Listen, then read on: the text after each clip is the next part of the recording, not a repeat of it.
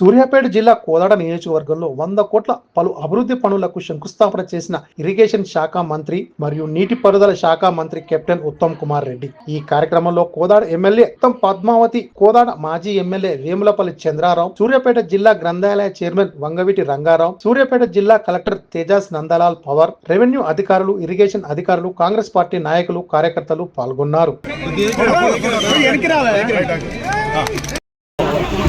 ఎన్నికల ముందు ఏదైతే హామీలు ఇచ్చారో నియోజకవర్గాన్ని కంటికి రెప్పలా కాపాడుకుంటాం, అభివృద్ధిలో అగ్రగామిగా, రాష్ట్రాలనే అగ్రగామిగా ఉంచుతామని ఏదైతే మాట ఇచ్చారో ఆ మాట ప్రకారం ఈ రోజు మన అమ్మ పద్మమ్మ గారు ఎంతో సర్వతోటి మన అందరి అభిమాన నాయకులు జరుగుతా ఉంది.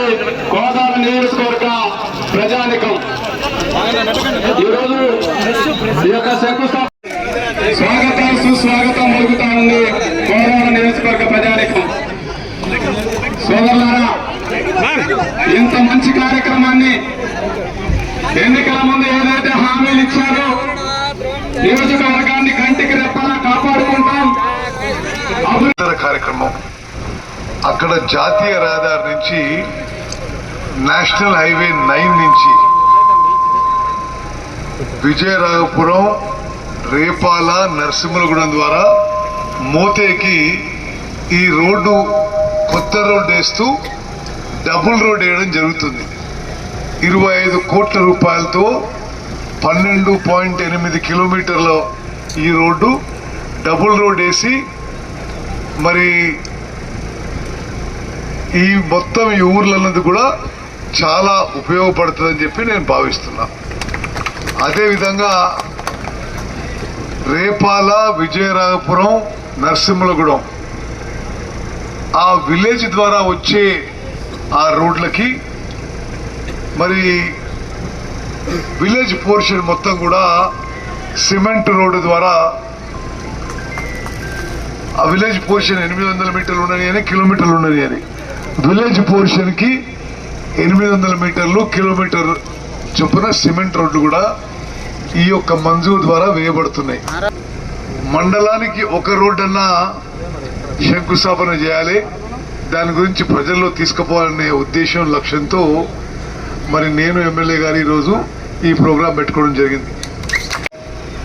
కోదాడు ప్రాంత సర్వతోముఖాభివృద్ధి అది మా ఏకైక లక్ష్యం.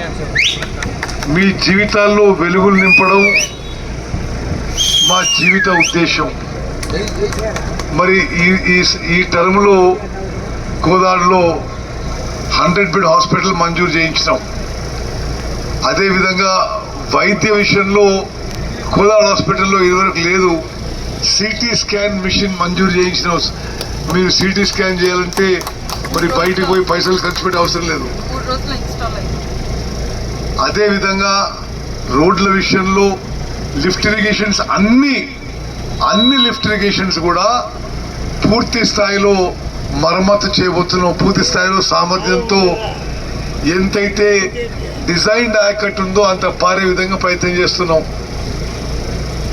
మరి శాంతినగర్ లిఫ్ట్ కి పూర్తిగా 10 ఏళ్ల పాటు గత పాలకులు విస్మరించి నిర్లక్ష్యానికి గురి చేస్తే 5 కోట్ల రూపాయలతో మంజూరు చేయిస్తున్నాం. రెడ్లకుంట లిఫ్ట్ కి కొత్తగా 40 కోట్లతో రెడ్లకుంటకి కొత్త లిఫ్ట్ నిర్మాణం చేయిస్తున్నాం. మరి సాగునీటి సమస్యలు పరిష్కారం చేస్తున్నాం.